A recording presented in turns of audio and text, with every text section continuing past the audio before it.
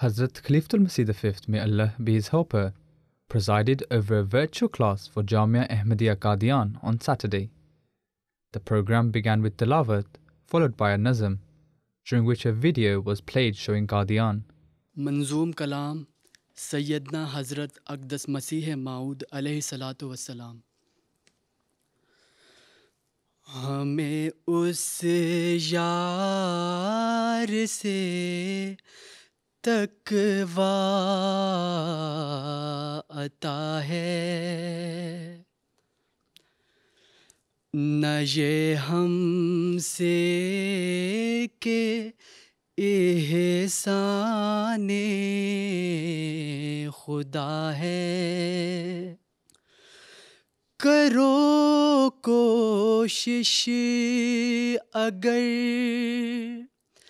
सिद्क़ को सफ़ा है, कि ये हासिल हो जो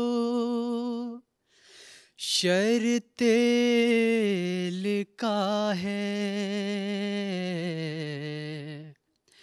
यही आईना-ए खालिक नुमा है, यही एक जौहरे सैफ़े दुआ है, यही एक जौहरे सैफ़े दुआ है। हर एक नेकी की जड़ ये इत्क़ा है, अगर ये जड़ रही सब कुछ रहा है। मुझे तक़वा से उसने ये जज़ा दी, फ़सुब्हानल्लज़ी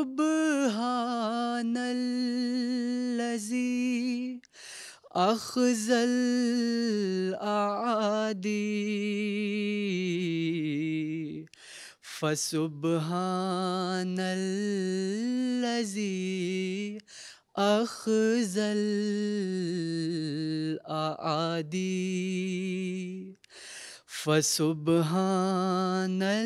फ़सुब्हानल्लज़ी अख़ज़ल आदी। Brief presentations followed, including a general report on Jamia Ahmadiyya Qadian. बिस्मिल्लाहिर्रहमानिर्रहीम। प्यारे हुजूर, जामिया अहमदिया कादियान को ये शर्फ़ हासिल है कि इसकी बुनियाद हज़रत अक़दस मसीह माऊद अलैहिस्सलाम ने अपने दस्ते मुबारक से रखी। यूँ जामिया अहमदिया कादियान को दुनिया भर के जामियात के बानी होने का एज़ाज़ हासिल है। जामिया अहमदिया कादियान में इस वक्त 238 तलबा ज़ेर तालीम हैं। इनमें वाक़फ़ीन नौ की तादाद 84 है। दर्जे हिफ्ज़ में 12 तलबा कुरान करीम हिफ्ज़ कर रहे हैं और इस वक्त जामिया अहमदिया में 25 असातिज़ा खिदमत की तौफ़ीक पा रहे हैं। After the presentations, a question and answer session took place. प्यारे हुजूर, मेरा ये सवाल था कि आपके 2005 के दौरा हिंद के बाद कादियान के हर डिपार्टमेंट में बहुत बेहतरी पैदा हुई है और कादियान पहले से काफ़ी ज़्यादा खूबसूरत भी हो गया है। अच्छा, सवाल ये है कि दोबारा कब आ रहे हैं? जी जी हुजूर। तो मेरी तो ख्वाहिश है कि मैं आऊँ।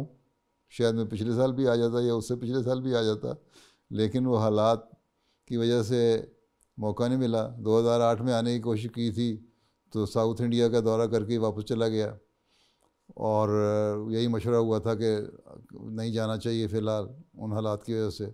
देखें कब लगता है और कब इजाज़त होती है, फिर आपके पास आके देख लेंगे। उस वक्त तक आप फील्ड में होते हैं या तालिब इल्म ही होते हैं उस वक्त जामिया के, और फिर आपसे क्लास होती है या फील्ड के मुरब्बियान के साथ मुलाकात होती है उस सूरत में आपसे। तो देखें जिस तरह अल्लाह ताला मौका पैदा करेगा इंशाल्लाह आएंगे। जी हजूर, इंशाल्लाह। जज़ाकल्लाह हजूर। हजूर, हर अहमदी की ये दिली तड़प होती है कि उसका खलीफा वक्त के साथ ज़ाती ताल्लुक़ हो और हजूर उसे ज़ाती तौर पर जानते हों।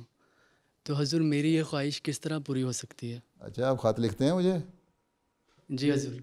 अच्छा, जी फैक्स करते हैं या तो डाक में लिखते हैं? हजूर, बाज़ दफ़ा फैक्स तो बाज़ दफ़ा जीमेल के ज़रिए। उस पर एक कोने पे अपनी तस्वीर लगा दिया करें, हैं? तो पता लग जाएगा कि सईद मलकाना साहब के ख़त आया है, हैं? और ऐसे ऐसे याद हो जाएगा। कई कई होशियार तालिब इल्म जो हैं मुख्तलिफ़ जामियात के, वो इस तरह ही करते हैं, अपनी तस्वीरें लगा देते हैं, फिर ऐसा ऐसा उनसे तारुफ हो जाता है। और यूके में रहने वाले तो वैसे ही मैं उनकी मुलाकात करता रहता हूँ, इसलिए पहचान लेता हूँ उनको।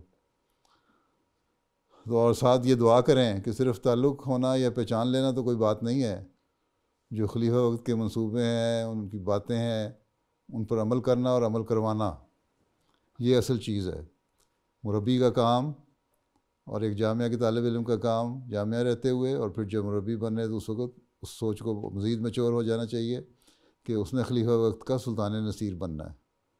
और अगर आप सुल्तान नसीर बनेंगे और कामों को अंजाम देंगे और तकवा पर चलते रहेंगे और दुआ भी करेंगे, तो अल्लाह ताला ख़ुद ही कोई ना कोई मौके पैदा कर देता है जिससे कोई ख़ास बात पैदा हो जाती है और वो ज़्यादा से ज़्यादा कुर्ब का मौका पैदा हो जाता है।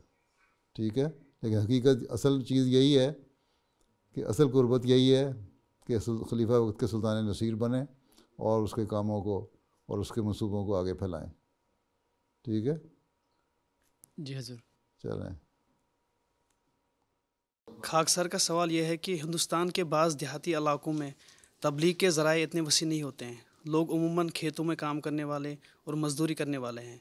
तो ऐसे तबका को हम किस तरह तबलीग कर सकते हैं? बात यह है कि खेतों में काम करने, आप ज़िम्मेदार फैमिली से हैं जी जी, है ना? जी तो खेतों में काम करने के लिए बात सीज़न होते हैं। अगर आपके सेब के बागात भी हैं तो उसमें भी, या कोई भी फसल लगा रहे हैं उसमें एक सीज़न होता है, एक काश्त का, एक बर्दाश्त का। ठीक है, जब काश्त का सीज़न होता है उस वक्त मसरूफ़ होते हैं 1-2 महीने लोग, और जब उसकी हार्वेस्टिंग हो रही होती है उस वक्त 2-3 महीने मसरूफियत होती है। ठीक है, अगर बागात हैं तो, अगर फसलें हैं तो 1 महीने के अंदर अंदर मसरूफियत ख़त्म हो जाती है। और मुख्तलिफ़ इलाक़ों में मुख्तलिफ़ सीज़न है फसलों के लिए भी। तो जहाँ जहाँ जो जो मुरब्बियान मुबल्लिगीन हैं वो अगर चाहें तो तबलीग के उन मौक़ों के अलावा जहाँ फील्ड में लोग काम कर रहे हैं, आप लोग बाकी जो सारा साल के 6-7-8 महीने हैं उसमें उनसे रब्ते कर सकते हैं, घरों में जा सकते हैं। फिर गाँव के जो देहाती इलाके हैं वहाँ लोगों में गाँव के जगह एक जगह इकट्ठ होने का, बैठने का मुश्तरका जगह पे रिवाज होता है, वहाँ जाएं। उनकी जब सीज़न फसलों के नहीं है उसमें वहाँ बातचीत हो और तबलीग हो। फिर ये है कि मुबल्लिगीन सिर्फ अकेले काम नहीं कर सकते, बल्कि मुबल्लिगीन का काम है कि आइन अपने साथ दूसरों को ट्रेन करें।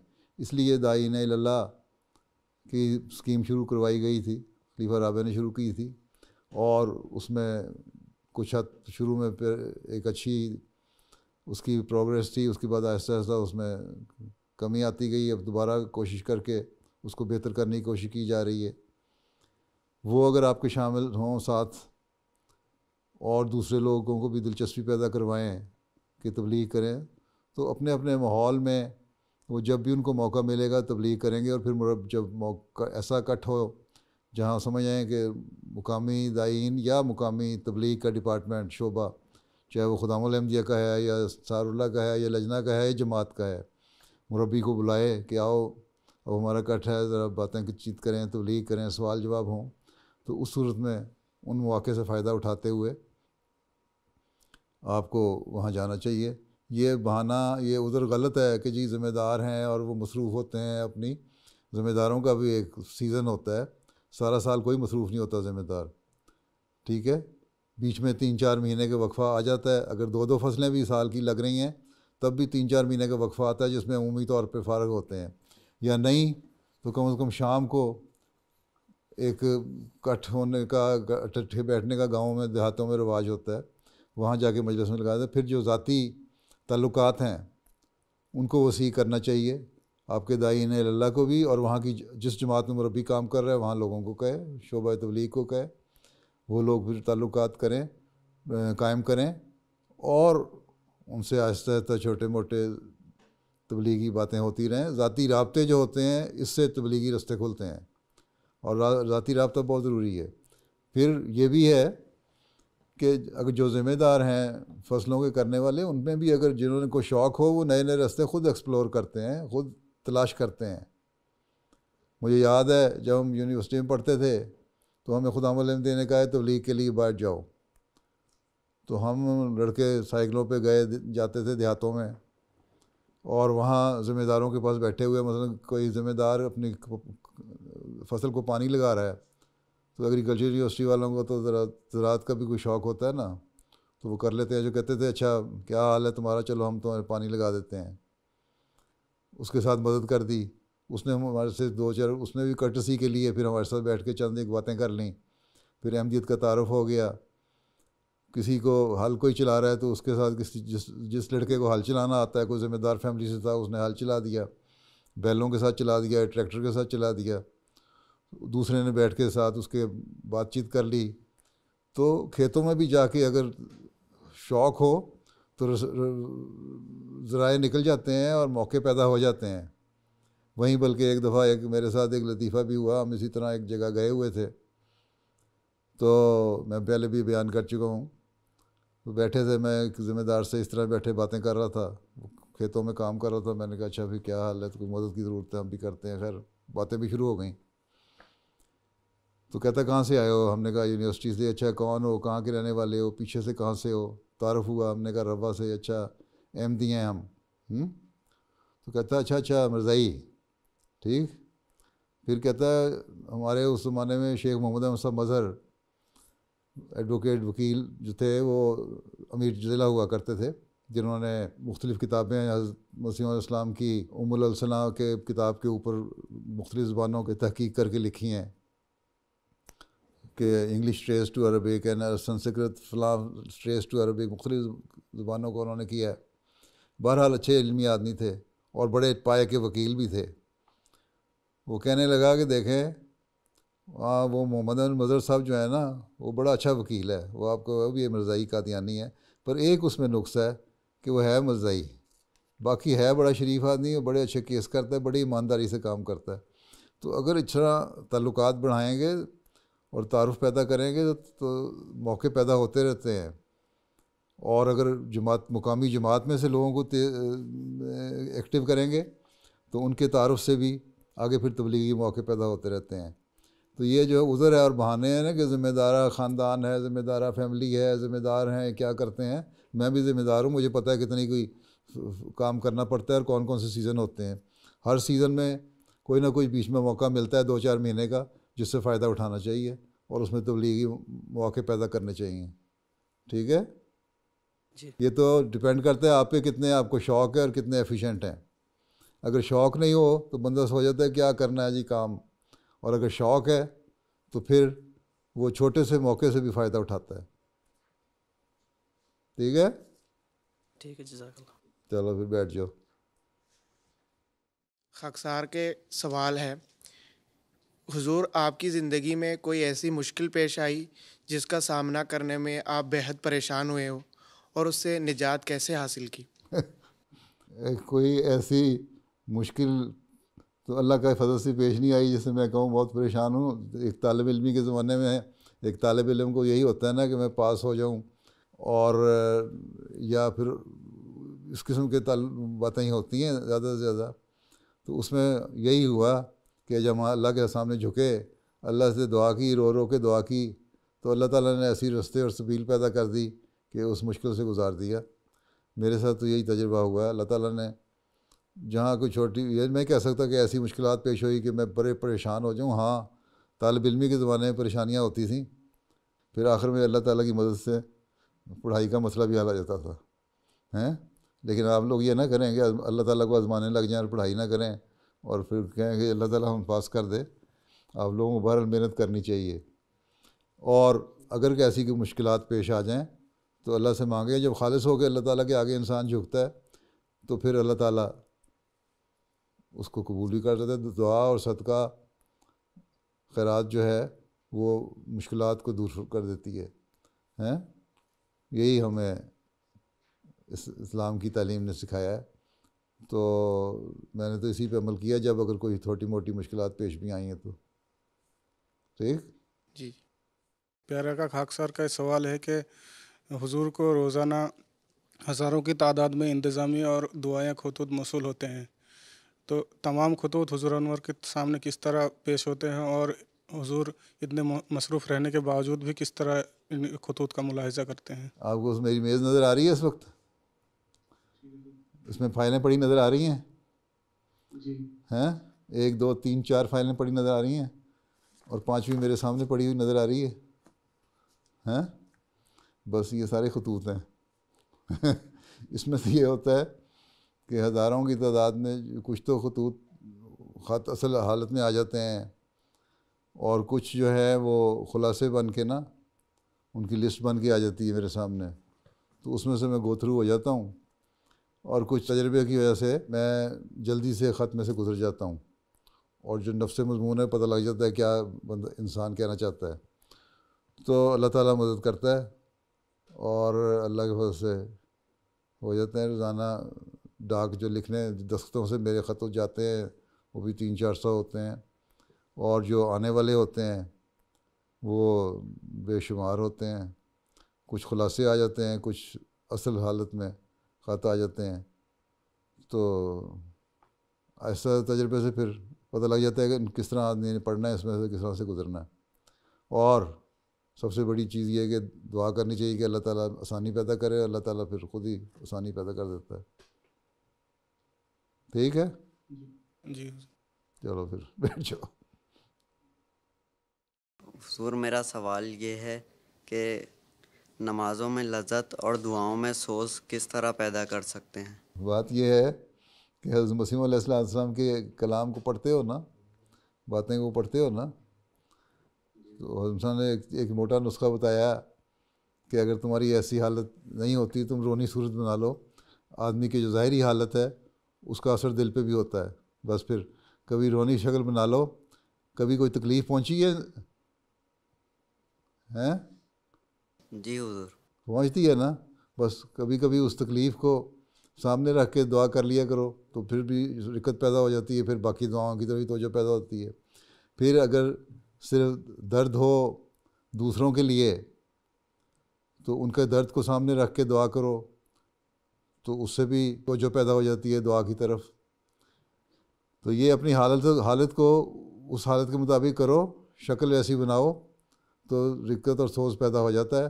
और जब पैदा हो जाए तो ठीक है।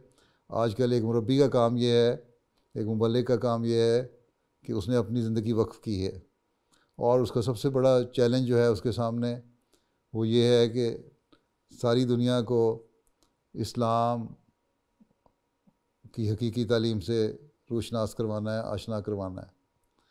उसके लिए बहुत बड़ा एक चैलेंज है। जब इस चैलेंज को गौर करते हुए इंसान अल्लाह ताला के आगे हज़ूर झुकता है और मांगता है और फिर ये कहता है कि मैंने अपने आप को वक्फ़ किया कि मैं इस काम को पूरा करूं और मैं सुल्तान नसीर बनूं खलीफा वक्त का, और मैंने एक अहद किया हुआ है, मैं किस तरह अहद पूरा करूंगा। तो एक दर्द पैदा होगा दिल में। उस दर्द को पैदा करेंगे तो आपकी तो जो पैदा हो जाएगी दुआओं की तरफ।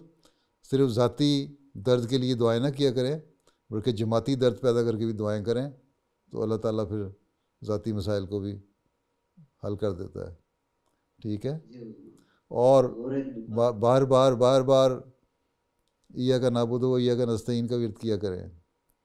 एक बुज़ुर्ग के बारे में आता है कादियान में ही, गालबन मौलाना मौलवी सरवर शाह साहब थे या मौलवी शेर अली साहब थे कोई, तो कहते हैं मैंने देखा कि वो खड़े हैं नफल पढ़ रहे हैं मस्जिद मुबारक में कादियान में ही, और रुकू में नहीं जा रहे, नीयत बांधी हुई, हाथ बांधा हुआ है, कहते मैं करीब जाके गया, हल्का हल्का विस्पर कर रहे थे, या का नाबुदो या का नस्ताइन कह के कि वो इतना ज़्यादा रिक्कतारी हुई थी उन पर कि उसी फ़िक्रे को लेके वो 15 मिनट दोहराते रहे।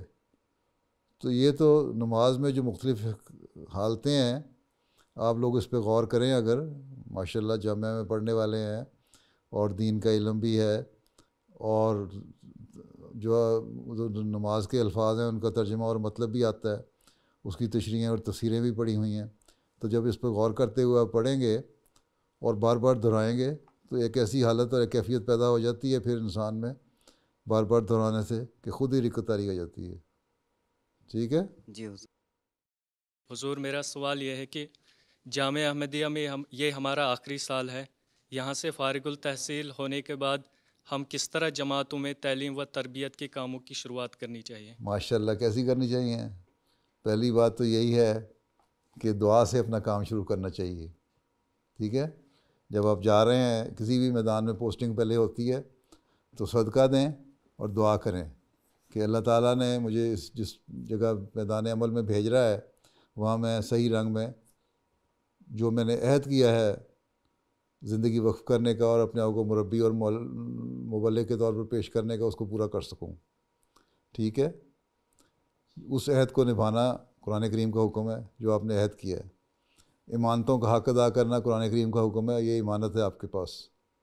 ठीक है, इमानत क्या है कि आपने अहमदियत और इस्लाम के हकीकी पैगाम को दूसरों तक पहुँचाना है और उसके लिए सही रास्ते तलाश करने, नए नए रास्ते तलाश करने। ये नहीं है कि हमें मरकज़ से हदायत आएगी कि तुमने ये लिटरेचर तकसीम करना है तो करो, मरकज़ से हदायत आएगी कि इतने आदमियों को दाईन अल्लाह बनाओ तो हमने बनाना है, मरकज़ से हदायत आएगी कि फ़लाँ जगह जाके तबलीग करो तो हमने करनी है। नहीं, ख़ुद आप लोगों को रास्ते तलाश करने होंगे। इसी तरह तरबियत के लिए ये नहीं देखना कि इस्लाह और इरशाद का शोबा हमें भेजेगा कि ये प्रोग्राम है तुम्हारा तरबियत का, तुमने इसमें अमल करना है। आपने ये देखना है कि आपके वहाँ मुकामी हालात के मुताबिक क्या ज़रूरी चीज़ें हैं जो उनको करना चाहिए, किस तरह हम बेहतर रंग में अफराद जमात की तरबियत कर सकते हैं, किस तरह हम बूढ़ों की तरबियत कर सकते हैं, किस तरह हम नौजवानों की तरबियत कर सकते हैं, किस तरह हम औरतों की तरबियत कर सकते हैं, किस तरह हम बच्चों की तरबियत कर सकते हैं। फिर खुतबात में, तकरीरों में बराह रास्त किसी पे ऐसा तासुर नहीं देना जिससे किसी को ये शक पैदा हो कि शायद ये बातें मेरे मुतल्लिक़ की जा रही हैं, मेरी कमज़ोरियों को उजागर किया जा रहा है। एक जनरल सी बात करके हवाले दे के बातें करनी है। माशाल्लाह दाढ़ी तो आपकी ऐसी है कि आपको अंसार भी कबूल कर लेंगे और खुदा भी कबूल कर लेंगे, हैं? तो इस लिहाज से अपने तरबीती प्रोग्राम बनाएं। फिर यह है कि अगर कहीं जमातों में देखें कि फ़रीक़ैन में आपस में रंजिशें हैं, उन रंजिशों को दूर करने की कोशिश करें। मुरब्बी का ये काम है कि वो किसी भी जो है फ़रीक़ उसके तरफ झुकाव ना रखने वाला हो। इंसाफ का तकाज़ा ये है कि हर फ़रीक़ से उसका ताल्लुक़ अच्छा हो। अगर किसी फ़रीक़ में सुलह कराने जा रहे हैं तो जिसके घर में भी सुलह करवाने जा रहे हैं, जब तक उन लोगों की सुलह नहीं हो जाती और वो आपस में एक नहीं हो जाते, सब रंजिशें और कुदूरतें दूर नहीं हो जाती, उस वक्त तक सुलह कराने के प्रोसेस के दौरान ना आपने एक फ़रीक़ के घर से चाय पीनी है, पानी पीना है, ना दूसरे फ़रीक़ से घर से चाय पीनी है, पानी पीना है। घर से चाय पी के पानी पी के जाएं और कहते हैं भाई मैं तो सुलह करवाने के लिए आया हूँ, तुम लोगों को समझाने के लिए आया हूँ और तुम लोगों में भाईचारा मोहब्बत पैदा करवाने के लिए आया हूँ, जिस तरह कुरान करीम का जिस तरह के हुक्म है। तो इसलिए मैं तुम्हारे घर से खाना पीना उस वक्त तक नहीं करूँगा जब तक तुम अल्लाह और रसूल की ये बात नहीं मान लेते। ठीक है, उनसे फिर दूसरी ये है कि हर घर में जाके उनसे एक ज़ाती ताल्लुक़ पैदा करें। हर जिस जमात में भी आप तैनात होते हैं वहाँ जाएं और उस घर के साथ, हर उस जमात के हर घर के साथ एक ज़ाती ताल्लुक़ हो। ठीक है, आना जाना हो, उठना बैठना हो, उसके नौजवानों से, उनके बूढ़ों से, उनके बुज़ुर्गों से ताल्लुक़ आपका हो। वो समझें कि हम मुरब्बी साहब ये आए हैं, हमारे हमदर्द हैं, और इतना एतमाद पैदा हो जाए कि हर शख्स आपसे राज की बात करने वाला हो। और फिर उस राज को अपने दिल में आप दफन करने वाले हैं। ये नहीं है कि एक जगह का राज सुना और दूसरी जगह जाके बयान कर दिया, ये भी अमानत में ख़यानत है। ठीक है, तो इस तरह और बहुत सारी चीज़ें हैं।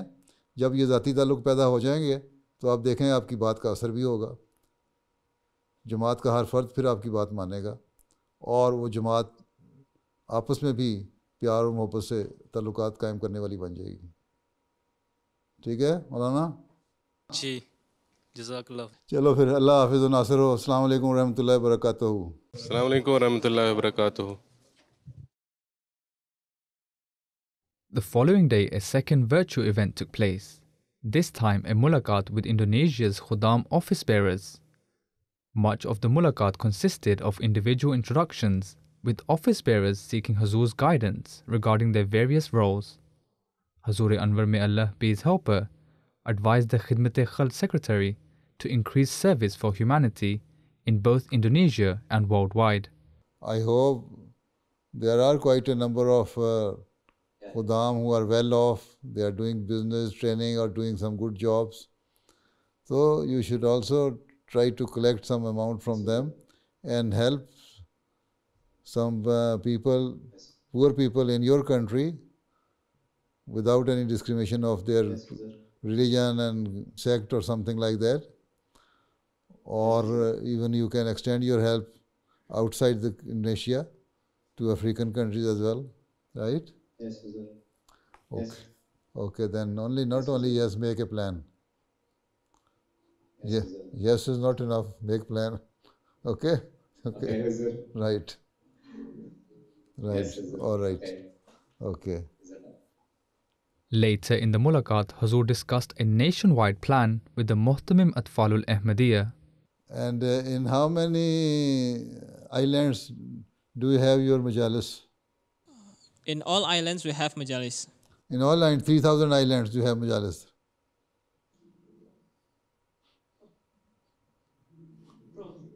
Huh?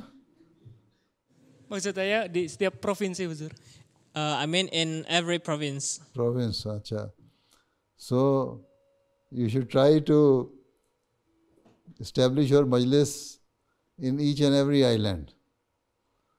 Ask your tabligh department to do more tabligh and go to each and every island.